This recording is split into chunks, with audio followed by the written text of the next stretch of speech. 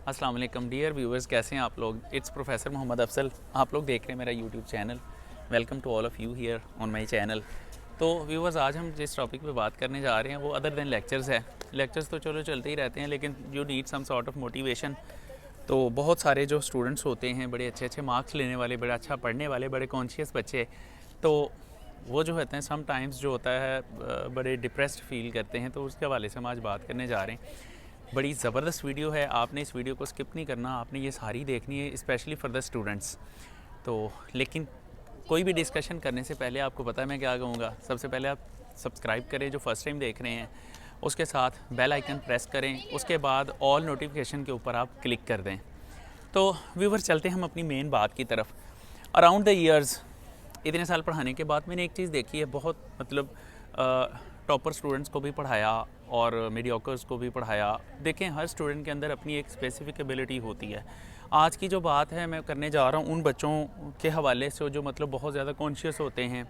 ऐसे बच्चे जिनके ऊपर टीचर्स का भी प्रेशर होता है, फैमिलीज़ का भी प्रेशर होता है, ख़ास तौर पे जो मैट्रिक में अच्छे मार्क्स और अच्छी पोजीशंस लेकर आते हैं, लेकिन इंटर में आके ना वो बच्चे वैसे तो बहुत अच्छे होते हैं स्टडीज़ में, लेकिन वो डिप्रेस हो जाते हैं।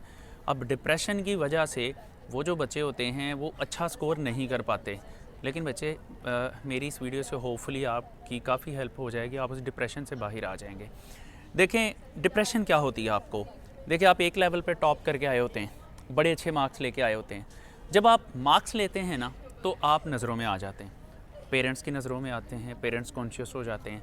और मतलब जो रिलेटिव्स होते हैं उनका आपके ऊपर प्रेशर आ जाता है कि जी अगले लेवल पे भी अगर ये पोजीशन मेंटेन ना की तो लोग क्या कहेंगे, मतलब रिलेटिव्स क्या कहेंगे। तो एक तो आपके ऊपर ये प्रेशर होता है कि जी रिलेटिव्स क्या कहेंगे, फिर आपके जो फ्रेंड्स होते हैं वो भी उनका भी आपके ऊपर प्रेशर होता है। फ्रेंड्स में कुछ तो होते हैं जो आपको बहुत ज़्यादा अप्रिशिएट कर रहे होते हैं कि जी बहुत अच्छे मार्क्स ले लिए, कुछ जो होते हैं वो ये कह रहे होते हैं कि इस लेवल पे तो इसका तुक्का लग गया, अब अगले लेवल पे देखते हैं क्या होता है। तो ये भी आपके ऊपर एक प्रेशर होता है। तो उसके अलावा जो है आपके टीचर्स जो होते हैं, जब आप कॉलेज की क्लासेस में जाते हैं तो हम टीचर्स लोग जो होते हैं आम तौर पे क्या करते हैं कि एक जो टॉपर स्टूडेंट होता है उसको बहुत ज़्यादा प्रोटोकॉल दे देते हैं, और उसके साथ हम कहते हैं जी ये पिछले लेवल में टॉप करके आया है तो इस लेवल में भी टॉप करेगा, तो हम भी ये एक्सपेक्टेशंस रख लेते हैं। तो टॉप करने का मतलब ये नहीं होता कि आप मतलब बहुत अच्छे नंबर लेके तो उसके बाद आपकी पोजीशन भी पहली ही आएगी। भाई, टॉप में वो भी लोग आते हैं जिनके 1 2 3 4 नंबर कम आ गए हैं, लेकिन उनकी पोजीशन होती है। तो अब आप लोग इस चीज़ को लेकर डिप्रेस हो जाते हैं, जी नहीं टॉप ही करना है, सबसे ज़्यादा नंबर लेने हैं, 500 में से 500 नहीं आए तो रोने बैठ गए। तो बच्चों, ये बात नहीं होती। आपकी जो फाइनल जो अचीवमेंट होती है, आपके यूनिवर्सिटीज़ में एडमिशन्स होते हैं, अगर आपका थोड़े बहुत कम नंबर लेकर भी आपकी मर्ज़ी की यूनिवर्सिटी में एडमिशन हो गया है तो आप इस बात को छोड़ दें। अब ये आपके ऊपर डिप्रेशन बन जाता है। अब आप अपना माइंड जो है उसको इस तरह से क्लियर रखें। देखिए बच्चे, आप लोग एक लेवल पे टॉप करके आए हैं, अब अगले लेवल पे लाजमी नहीं है कि आप पहली पोजीशन पे ही जाएं। आप इस चीज़ को छोड़ दें। आप फिर देखिए, आप ये सोचते हैं कि जी मेरे जो फ्रेंड्स हैं, मेरे पेरेंट्स क्या सोचेंगे। चलें, पेरेंट्स तो कुछ भी नहीं इतना सोचते, लेकिन आप सोचते हैं कि रिलेटिव्स क्या सोचेंगे। तो भाई, उनका प्रेशर लेना आप छोड़ दें। आपकी लाइफ है, रिलेटिव्स की लाइफ नहीं है। अगर आप बात बात पे ये सोचेंगे कि लोग क्या कहेंगे, तो बच्चे आप परफॉर्म नहीं कर पाएंगे। एज ए रिज़ल्ट आपकी परफॉर्मेंस ख़राब हो जाती है। आपको बस चंद एक चीज़ों का यकीन होना चाहिए, आपकी एफ़र्ट में कमी नहीं आनी चाहिए। आपने अगर अपनी पूरी एफ़र्ट लगाई है तो आप अपनी एफ़र्ट से हर तरह से सेटिस्फाइड हैं, तो जो 2 4 5 7 नंबर कम भी आ जाते हैं तो डज़न्ट मैटर। आपकी जो अचीवमेंट है, आपका अगर आप इंजीनियरिंग कर रहे हैं तो किसी अच्छी इंजीनियरिंग यूनिवर्सिटी में आपका एडमिशन होना है।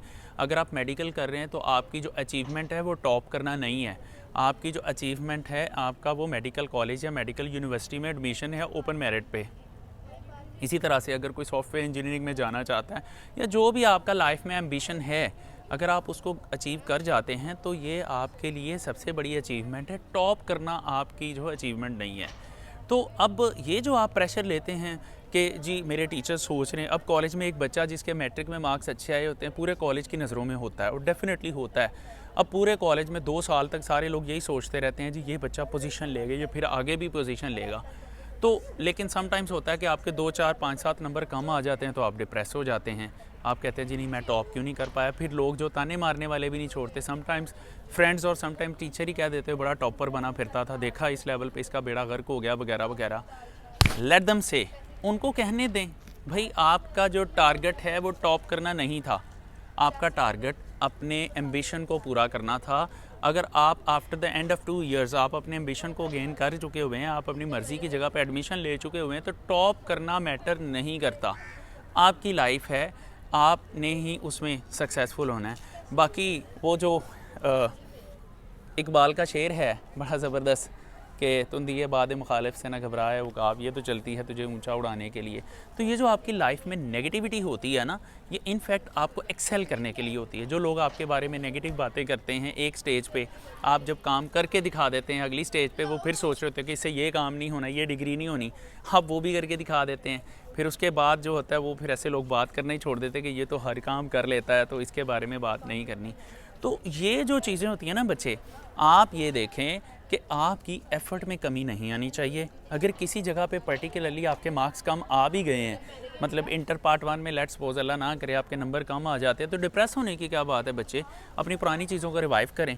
फर्स्ट ईयर में देखें कि आपके मार्क्स किन किन किन बातों की वजह से ड्रॉप हुए हैं, आप उनको बस रेक्टिफाई कर लें। आपके सेकंड ईयर में इंशाल्लाह मार्क्स अच्छे आ जाएंगे। मैंने तो ऐसी एग्जांपल्स भी देखी हैं कि जो मैट्रिक को टॉप करके आए, फर्स्ट ईयर में वो उनके मार्क्स काफ़ी ख़राब हो गए, मतलब 505 में से 440 मार्क्स तक रह गए। तो मेरे पास एग्जांपल्स भी हैं। तो इतने कम मार्क्स रह गए, लेकिन फिर सेकंड ईयर में मैंने देखा उन बच्चों को मतलब राइज़ करते हुए।